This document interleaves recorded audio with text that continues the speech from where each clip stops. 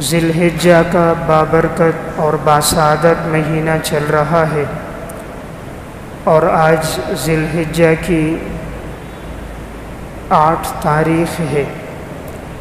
یہ اسلامی مہینوں میں سب سے آخری مہینہ ہے، اور اس کے بعد محرم الحرام کا مہینہ آتا ہے، جس سے اسلامی سال کا آغاز ہوتا ہے۔ ذی الحجہ کے اس مہینے کی فضیلت کی وجوہات میں 2 بڑی اہم وجوہات ہیں۔ ایک بڑی اہم وجہ کہ اس ماہ مبارک میں حج جیسی عظیم الشان عبادت ادا کی جاتی ہے۔ 8، 9، 10، 11، 12 ذی الحجہ میں حج کے ارکان ادا کیے جاتے ہیں۔ اس اعتبار سے یہ بڑا بابرکت مہینہ ہے، اور اس اعتبار سے بھی یہ بڑا ہی باسعادت مہینہ ہے کہ اس مہینے کی 10 تاریخ کو یعنی 10 ذی الحجہ کو عید الاضحیٰ ہوتی ہے، جو مسلمانوں کے لیے ایک خوشی کا دن ہے۔ تو اللہ تعالیٰ نے اس دن کو بھی اسی ماہ مبارک میں رکھا ہے۔ اور اس مہینے کی فضیلت کی ایک اہم وجہ، کل کا جو دن ہوگا یوم عرفہ کا دن ہوگا، یعنی 9 ذی الحجہ کا دن۔ تو یہ کل کا دن ایسا بابرکت اور باسعادت دن ہے کہ صحیح مسلم کی روایت ہے کہ نبی اکرم صلی اللہ علیہ وسلم نے ارشاد فرمایا کہ جو شخص یوم عرفہ میں روزہ رکھے گا، صیام یوم عرفہ احتسب علی اللہ ان یکفر السنۃ التی قبلہ والسنۃ التی بعدہ، مجھے امید ہے کہ اللہ اس کے 1 سال گزشتہ کے اور 1 سال آئندہ کے گناہوں کو معاف کر دے گا۔ تو نہایت فضیلت والا روزہ ہے کل کے دن کا روزہ، اس لیے اللہ تعالیٰ جسے توفیق عطا فرمائے تو اہتمام کریں کہ کل یعنی یوم عرفہ کے دن انسان روزہ رکھے۔ تو میں عرض کر رہا تھا اس ماہ مبارک کی فضیلت کی ایک اہم وجہ کہ اس مہینے میں قربانی جیسا اہم حکم ادا ہوتا ہے۔ قربانی کی مشروعیت کب سے ہوئی، اور کیا یہ پہلی شریعتوں میں بھی حکم تھا یا نہیں تھا؟ قرآن کریم سے جو بات ہمیں اشارتاً معلوم ہوتی ہے وہ یہ ہے کہ حضرت آدم علیہ السلام کی جو 2 بیٹے تھے، حابیل اور قابیل، تو جب ان دونوں نے اللہ کے سامنے اپنا اپنا صدقہ پیش کیا، تو جو قابیل تھا، اس قابیل نے غلے میں سے پیش کیا۔ اس کے پاس غلہ تھا تو اس نے کچھ غلہ پہاڑ کے اوپر رکھا، اور جو حابیل تھا اس نے نہایت خوبصورت جانور اللہ کے نام پر ذبح کر کے اسے پہاڑ کے اوپر رکھ دیا۔ تفسیر ابن کثیر میں ہے اس دور میں یہ معمول تھا کہ آسمان سے آگ آتی تھی اور کھا جاتی تھی، تو جس غلے کو اور جس گائے بیل کو آگ کھا لے تو یہ قبولیت کی علامت ہوتی تھی، اور جس کو نہ کھائے تو گویا وہ صدقہ اللہ کے ہاں قبول نہیں ہوا۔ تو جو صدقہ حابیل نے کیا تھا، تو چونکہ اس نے بڑے صدق دل سے کیا تھا، اللہ کی رضا کے لیے کیا تھا، اور نہایت قیمتی مال اس نے اللہ کے راستے میں دیا تھا جانور کی صورت میں، تو اللہ نے اس کے صدقے کو قبول کیا اور آگ نے اسے کھا لیا۔ لیکن جو صدقہ قابیل نے کیا تھا تو اس نے تھوڑا سا غلہ دیا، اور وہ غلہ بھی برائے نام تھا، بس اپنے سر سے ایک حکم ٹالنے کے لیے اس نے دیا، صدق دل سے نہیں دیا تھا، تو وہ اللہ کے ہاں قبول نہیں ہوا۔ تو گویا پہلی شریعتوں میں بھی یہ بات تھی کہ انسان قربانی کرتا تھا، اور قربانی اللہ کے ہاں جب قبول ہو جاتی تو آگ اسے کھا جاتی۔ لیکن یہ اس امت کی خصوصیت ہے، اب حکم یہ ہے کہ انسان اگر صدقہ کرے گا تو وہ اپنے صدقے میں سے خود کھا سکتا ہے، اپنی قربانی میں سے، عقیقے میں سے، نفلی صدقے میں سے کھا سکتا ہے۔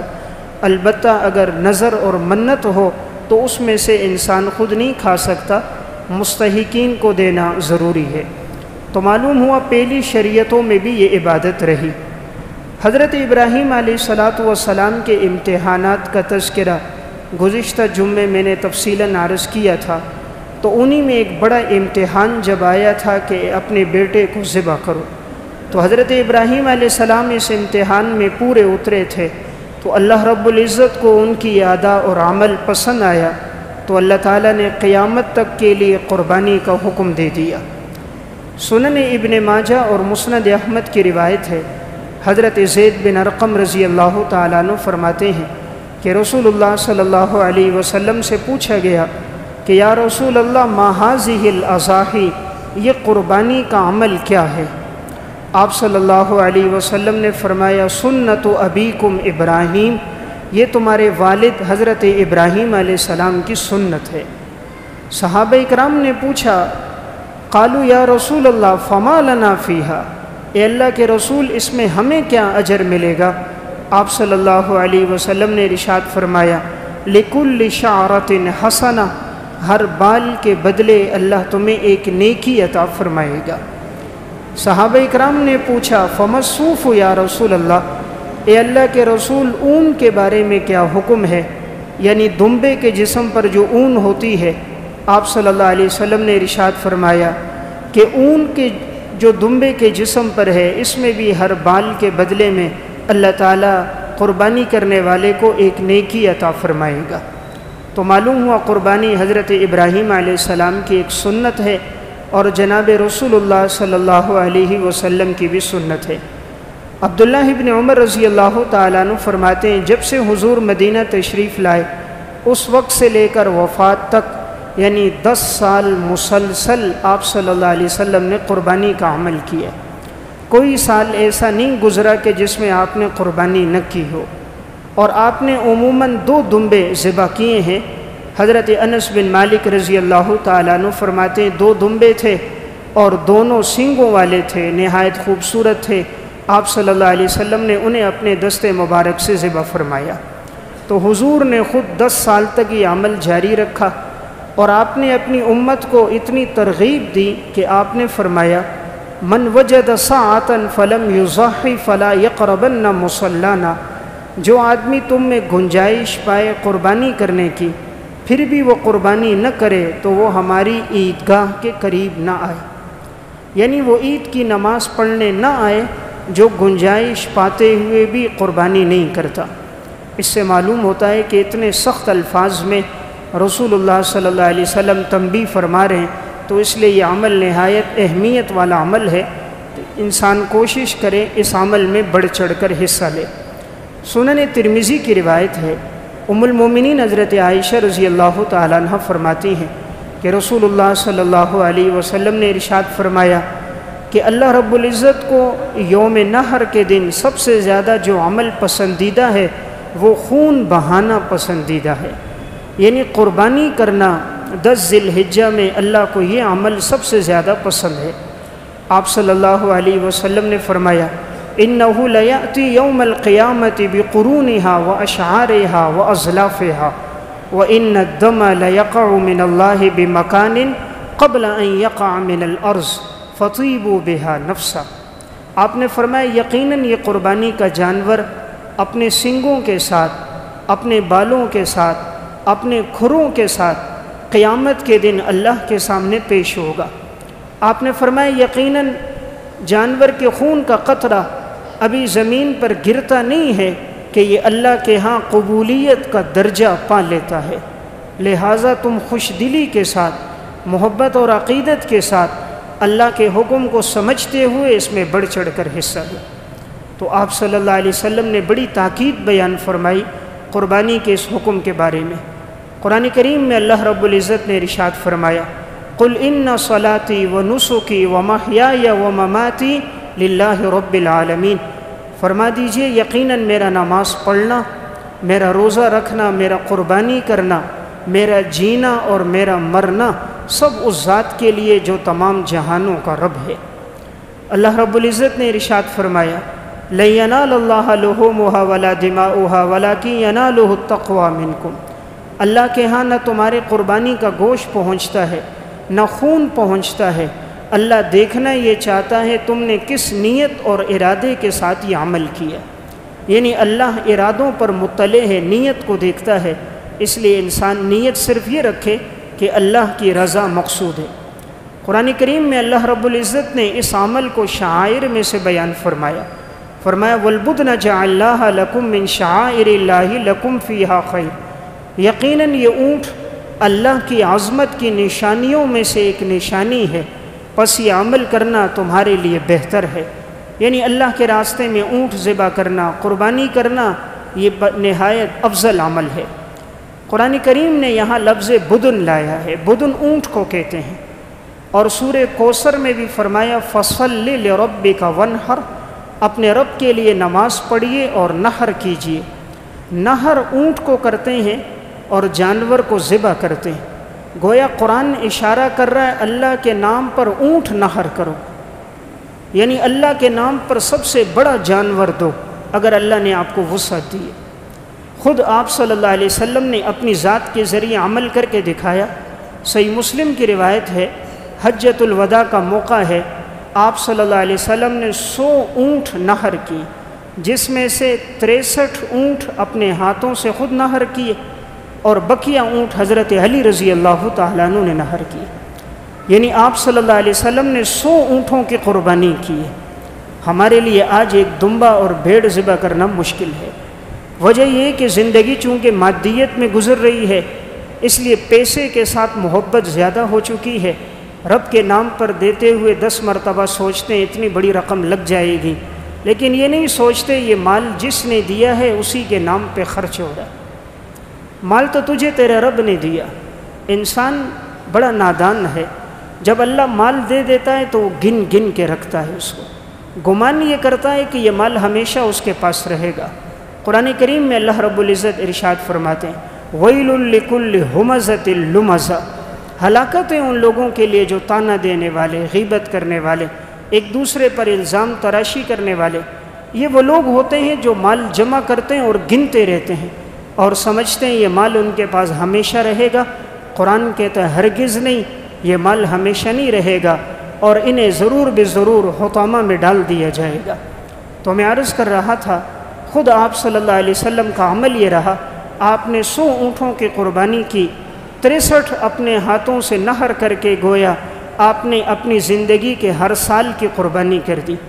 اس لیے حضرات محدثین نے نقطہ لکھا، آپ کی عمر 63 سال تھی، آپ نے 63 اونٹوں کا نحر کیا، گویا آپ نے اپنی زندگی کے ہر سال کے بدلے میں ایک اونٹ اللہ کے نام پہ نحر کر دیا۔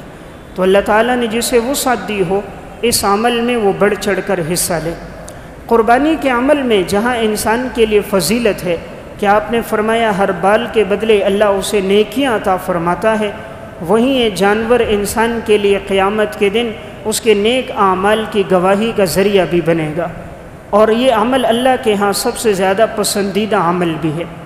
اب کون سا جانور انسان اللہ کے نام پر ذبح کرے؟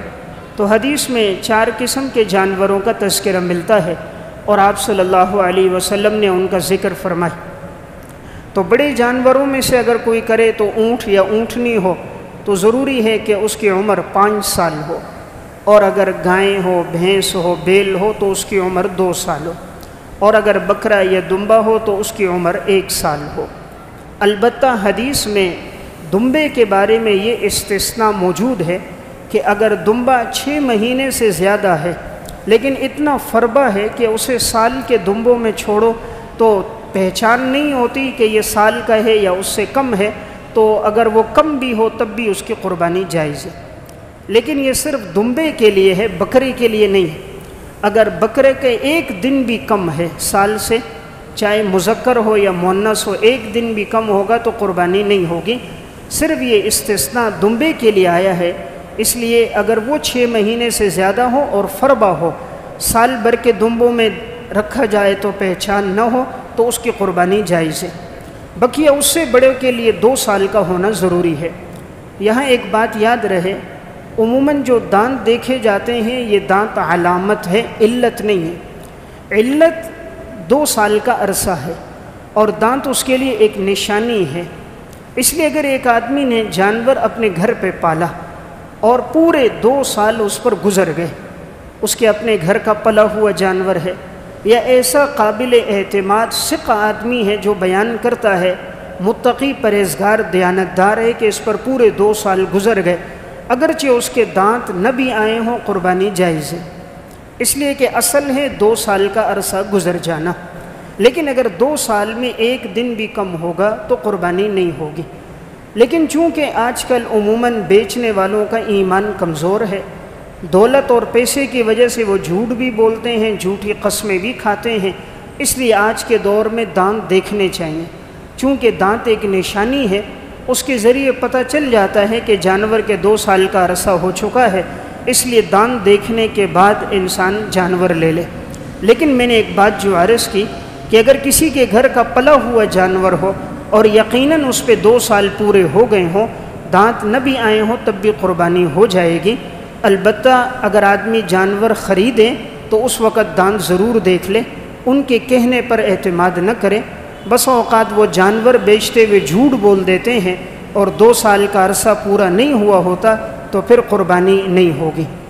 شریعت نے جو جانور کے اندر حکم دیا تو اس کے اندر خوبصورت جانور ہو جس میں کسی قسم کا کوئی عیب نہ ہو۔ اگر کوئی بھی عیب موجود ہے تو اس کی قربانی نہیں ہوگی۔ مثلاً ایک جانور ہے وہ آنکھوں سے دیکھ نہیں سکتا، دونوں آنکھوں کی بینائی نہیں یا ایک کی بینائی نہیں تو قربانی نہیں ہوگی، یا بینائی ہے لیکن 1/3 سے کم، 1/3 سے کم اگر بینائی کم ہے تو قربانی ہو جائے گی، 1/3 سے زیادہ اگر اس کی بینائی چلی گئی تو اس کی قربانی نہیں ہوگی۔ اور اس کا پتہ اس سے چلے گا کہ اس کے سامنے چارہ لے جایا جائے، ایک طرف سے چارہ لے کر جائیں، پھر دوسری طرف سے تو پتہ چلا ایک آنکھ کی بینائی ٹھیک ہے، دوسری طرف سے لے کر جائیں کہ وہ کتنی دیر پر متوجہ ہو رہا ہے، تو جتنی دیر پر متوجہ ہو رہا ہے وہاں نشان لگا دیا جائے کہ یہاں سے جانور متوجہ ہو رہا ہے۔ اب دوسری آنکھ کی طرف چارہ لایا جائے، پھر اس طرف سے اس کو متوجہ کریں تو اس سے معلوم ہو جائے گا کہ اس کی بینائی کتنی کم ہے۔ تو اگر 1/3 سے کم ہوگی تو قربانی ہو جائے گی، 1/3 سے زیادہ کم ہوگی تو قربانی نہیں ہوگی۔ اگر کوئی جانور ایسا ہے کہ وہ لنگڑا ہے اور وہ 3 پاؤں کا سہارا لیتا ہے، چوتھے کا سہارا بالکل نہیں لیتا، یا لیتا ہے لیکن اس پہ وزن بالکل نہیں ڈالتا تو اس کی قربانی نہیں ہوگی۔ ہاں اگر چوتھے پاؤں کا سہارا لیتا ہے، وزن ڈالتا ہے لیکن ذرا لنگڑا کے چلتا ہے تو قربانی ہو جائے گی۔ جانور اتنا کمزور ہے کہ وہ عیدگاہ تک نہیں جا سکتا، اپنی قربان گاہ کی جگہ تک نہیں جا سکتا، اتنا کمزور ہے، اسے دھکا دینا پڑتا ہے، کھینچنا پڑتا ہے، تو ایسے کمزور جانور کی قربانی نہیں ہوگی کہ جو اس قدر لاغر ہو کہ اس کی ہڈیاں نظر آ رہی ہوں، گودا تک ختم ہو گیا ہو تو اس کی قربانی نہیں ہوگی۔ اگر کوئی جانور ایسا ہے کہ جس کے سینگ اس کی جڑ سے اکھڑ گیا ہے، اگر بالکل جڑ سے اکھڑ گیا تو قربانی نہیں ہوگی۔ البتہ اگر سینگ ٹوٹ گیا ہو، اوپر کا کنارہ ٹوٹ گیا یا اس سے زیادہ 1/3 ٹوٹ گیا تو اس میں کوئی حرج نہیں، قربانی ہو جائے گی۔ جانور کا کان یا جانور کی دم اگر یہ 1/3 سے زیادہ کٹی ہوئی ہو تو قربانی جائز نہیں، تو اندازہ لگایا جائے گا، پورے کان کے 3 حصے کیے جائیں گے، دم کے بھی 3 حصے ہوں گے، اگر ایک حصے سے کم ہے تو قربانی جائز ہے، ایک حصے سے زیادہ اگر کان یا دم کٹ گئی تو اس کی قربانی جائز نہیں۔ کوئی جانور ایسا ہے کہ اس کے منہ میں کوئی دانت بھی نہیں ہے اور وہ بالکل گھاس وغیرہ چبا ہی نہیں سکتا، اور دانت نہ ہونے کی وجہ سے اسے بڑی اذیت اور تکلیف ہے، تو اس کی قربانی جائز نہیں ہے۔ تو بہرحال ایسا لاغر جانور بھی کہ جسے اتنی کھجلی ہو، اس قدر خارش ہو کہ اس کے اثرات اس کے گوشت تک منتقل ہو گئے ہوں تو بھی اس کی قربانی نہیں ہوگی۔ اور اگر چھوٹا جانور ہو یا بڑا ہو، مؤنث ہے، مثلاً بکری ہے، گائے ہے، بھینس ہے، اونٹنی ہے، اور اس کے جو تھن ہیں، اگر چھوٹے جانور کا ایک تھن خشک ہو گیا ہو، بالکل ایک تھن خشک ہے، ایک ٹھیک ہے، اس کی قربانی نہیں ہوگی۔ اور اگر جانور بڑا ہے جیسے گائے ہیں اور بھینس ہے تو اس میں اس کے اگر 2 تھن خشک ہو گئے ہوں تو اس کی قربانی نہیں ہوگی۔ اگر ایک تھن خشک ہے یا ایک تھن کچھ چھوٹا نظر آ رہا ہے، باقی تھن معمول پر ہیں تو اس کی قربانی ہو جائے گی۔ 2 تھن خشک ہو گئے تو قربانی جائز نہیں۔ اگر جانور کا تھن اس طرح کٹا ہوا ہے اور اتنا زخمی ہے کہ اس سے اس کا بچہ دودھ نہیں پی سکتا اور نہ ہی اس سے اس کا دودھ نکالا جا سکتا ہے تو پھر اس کی قربانی جائز نہیں ہے۔ تو بہرحال شریعت نے قربانی کے جانور میں 2 چیزوں کو رکھا ہے، نمبر 1 اس کے سارے اعضاء مکمل ہو، اور نمبر 2 اس میں خوبصورتی بھی ہو۔ یعنی دونوں چیزوں کو ملحوظ رکھا گیا ہے۔ اگر اس کے جسم کے کوئی اعضاء کم ہو رہے ہیں اور یا اس کی خوبصورتی پر نہایت فرق پڑ رہا ہے تو اس سے قربانی کے عمل پر فرق آتا ہے۔ اب یہ قربانی کس پر لازم ہوگی؟ صاحب نصاب آدمی پر لازم ہے۔ اس کے لیے سال کا گزرنا شرط نہیں ہے، جیسے کہ زکوٰۃ کے لیے سال گزرنا شرط ہے۔ تو اگر کسی آدمی کے پاس عید کی رات کو بھی مال آ گیا یا ان عید کے 3 دنوں میں بھی اس کے پاس مال آ گیا کہ جو نصاب کے برابر ہے تو اس پر قربانی لازم ہوگی۔ اس کے لیے سال کا گزرنا شرط نہیں ہے۔ اس میں ضرورت سے زائد جو سامان ہے اس کا بھی حساب لگایا جاتا ہے، یعنی ہر وہ چیز جو ضرورت میں آ رہی ہے فبہا، ضرورت سے بڑھ کر جو چیز بھی ہوگی وہ زائد ہوگی۔ جیسے ایک آدمی کے گھر کا مکان رہائش کا یہ ضرورت ہے، اس کے علاوہ اگر اس نے کرائے پر دیا ہے، بیچنے کی نیت سے خریدا ہے، یہ ضرورت سے زائد ہے۔ ایک آدمی کے پاس گاڑی استعمال میں یہ ضرورت کی ہے، اس کے علاوہ اگر اس نے کرائے پر دی ہے، بیچنے کی نیت ہے، یہ ضرورت سے زائد ہے۔ شریعت نے اس میں اعتبار سونے اور چاندی کے نصاب کا کیا ہے۔ چاندی کا نصاب بنتا ہے 52.5 تولے چاندی، اور 52.5 تولے چاندی کا نصاب آج کے دن تقریباً جو بنتا ہے، صبح میں نے جو ریٹ پوچھا ہے وہ بنتا ہے 78,256 روپے، یعنی تقریباً 78,000 روپے اگر کسی آدمی کے پاس ہیں تو اس آدمی پر قربانی لازم ہوگی۔ 78,000 روپے یا اس سے زیادہ اگر کسی آدمی کے پاس یہ رقم موجود ہے، گھر میں موجود ہے، بینک میں موجود ہے، اکاؤنٹ میں موجود ہے، مال تجارت کی صورت میں موجود ہے، گاڑی بنگلہ مکان کی صورت میں موجود ہے، اس پر قربانی لازم۔ تو اکثر تقریباً اتنی رقم ہر چوتھے 5ویں آدمی کے پاس ہوتی ہے الا ماشاء اللہ، لیکن عموماً لوگ جب دین کا مسئلہ آتا ہے تو کسی طرح شریعت سے بچیں تو کوشش کرتے ہیں کہ شریعت کا حکم لازم نہ ہو جائے، اس لیے ہیلے بہانے کر کے کوئی بولتا ہے جی قرض ہو گیا، حالات اس طرح ہیں، مصیبتیں ہیں، تکلیفیں ہیں، پریشانیاں ہیں، مسائل ہیں، یہ ساری چیزیں آخر انسان کو جو نظر آتی ہیں وہ دین کے معاملے میں کیوں نظر آتی ہیں؟ یعنی جہاں پر بات آتی ہے تو انسان اسلام کا حکم آئے تو پھر ایسی حجتیں کیوں پیش کرتا ہے؟ اپنی خواہشات کو کبھی ہم قربان نہیں کرتے۔ 1 لاکھ کا موبائل لیں گے، کبھی نہیں سوچا 30,000 سے ضرورت پوری ہو رہی ہے، باقی چلو میں قربانی کے عمل میں ڈال دوں۔ اپنی خواہش کو قربان کرنے کی باری آئے گی، وہاں نہیں کریں گے، دین کے حکم کو قربان کریں گے۔ 3 ہزار روپے کا سوٹ پہنیں گے، 70 لاکھ روپے کے گھر کی تعمیرات میں خرچ کر دیں گے، 25 سے 30 لاکھ روپے کی گاڑی استعمال کریں گے، ہر سال نیا موبائل آئے گا تو وہ نیا موبائل اس کے ہاتھ میں ہوگا، اس کے بچوں کے پاس ہوگا، شادی کا موقع آئے گا، 6 قسم کی ڈشیں کھانے کی پکیں گی، سب سے مہنگا ہال بک ہوگا، بارات کے اندر 20 قسم کی گاڑیاں جا رہی ہوں گی، لوگوں کو بتانے کے لیے 10 12 تولے یہ مہر میں سونا رکھے گا، ریاکاری اور دکھلاوے کے لیے گھر کی زیب و زینت پہ ہزاروں روپے لگا دے گا، لیکن جب بات 18-20 ہزار روپے اللہ کے نام پر دینے کی باری آئے تو جی میرے اوپر بڑا قرضہ ہے، میرے حالات اس قسم کے، پریشانیاں اتنی ہو گئی ہیں۔ اصل بات یہ اللہ توفیق نہیں دیتا، اصل بات دل کی تختی پہ لکھ لیں، اللہ ہر ایک کو نیک کام کرنے کی، عبادت کی توفیق نہیں دیتا، ورنہ انسان کی کیا مجال ہے وہ نہ کرے۔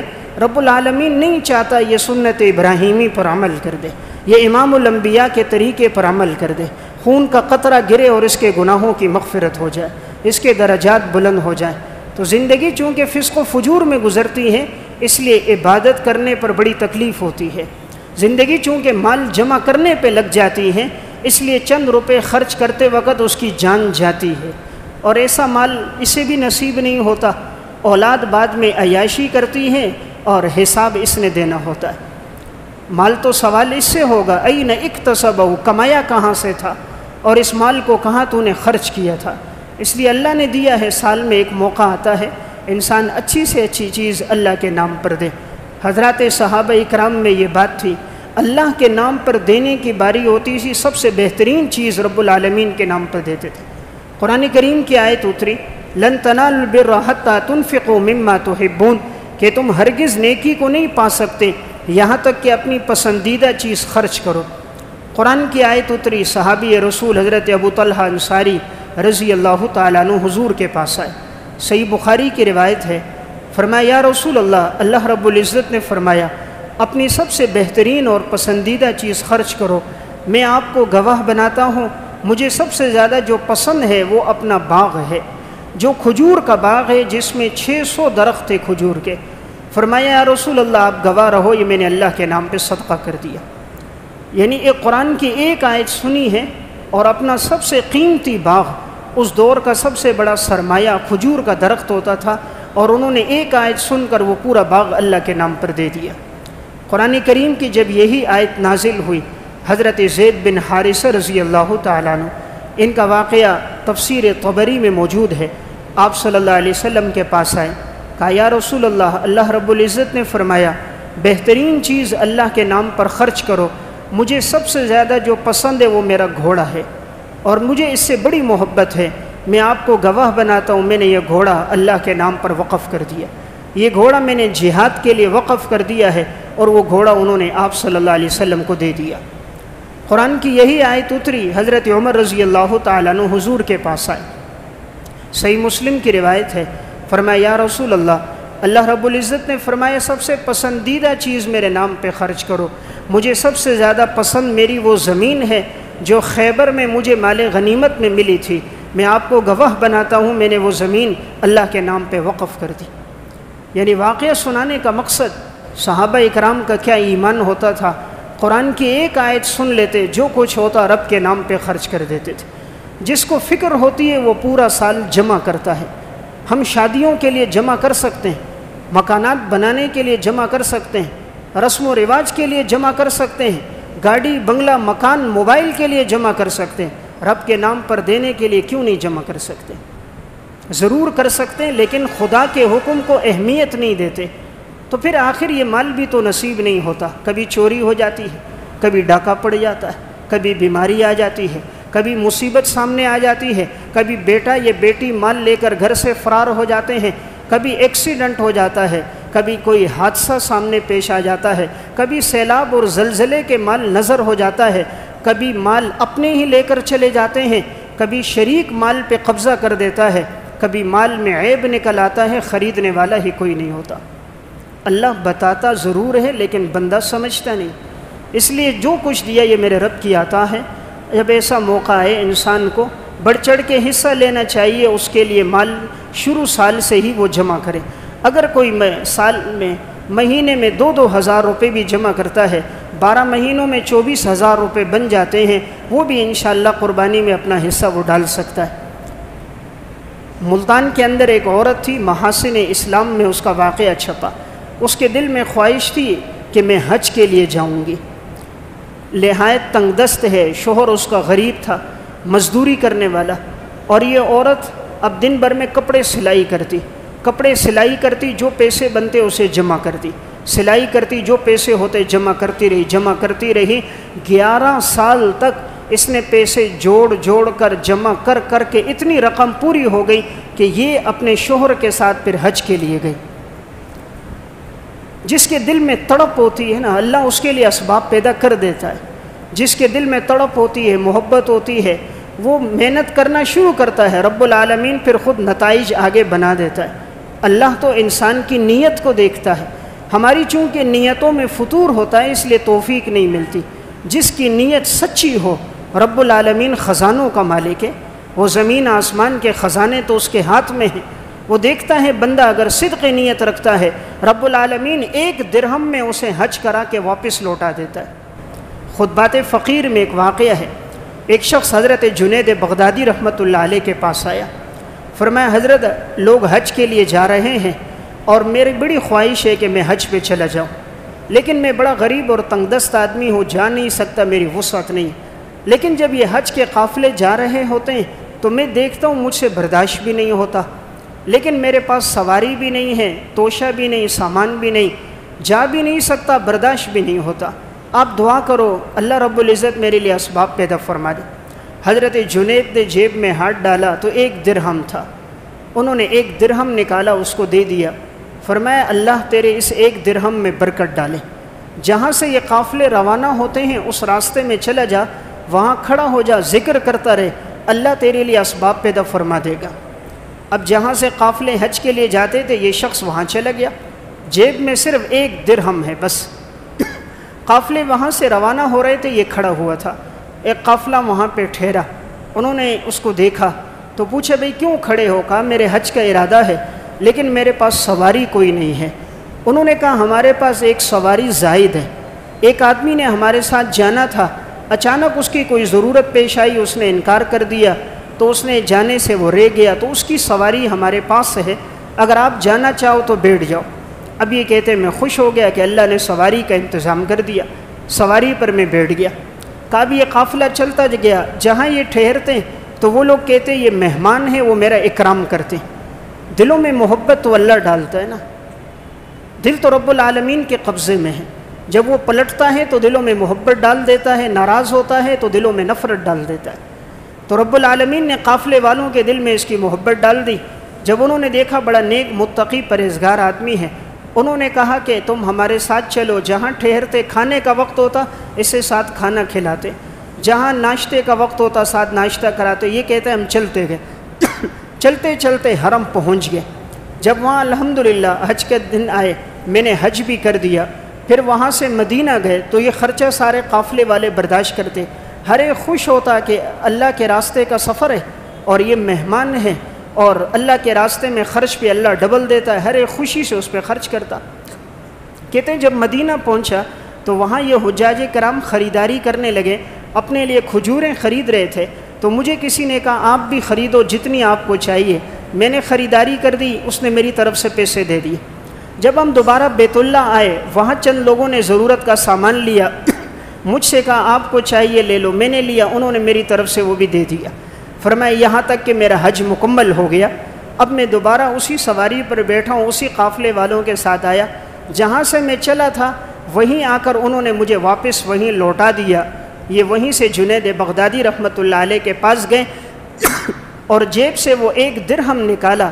فرمایا حضرت آپ نے کیسا بابرکت درہم دیا تھا، حج پہ چلا بھی گیا، حج سے واپس بھی لوٹ آیا اور وہ درہم اب تک میرے ہاتھ میں موجود ہے۔ تو واقعہ سنانے کا مقصد یہ ہے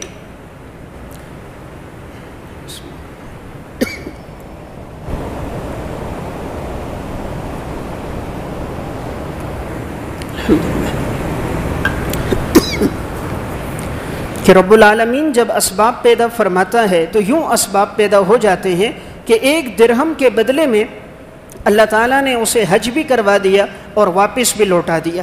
تو میں عرض کر رہا تھا یہ بڑا ہی بابرکت عمل ہے، انسان اگر اس سال نہ کر سکا کوئی ساتھی تو کوشش ہو کہ آئندہ سالوں میں وہ اس وقت سے ہی اپنا مال جمع کرنا شروع کر دے، تاکہ آنے والے سال میں اللہ اسے توفیق دے دے اور اس عمل میں وہ بڑھ چڑھ کر حصہ لے لے۔ قربانی کا عمل شریعت میں بہت زیادہ پسندیدہ اور مطلوب عمل ہے۔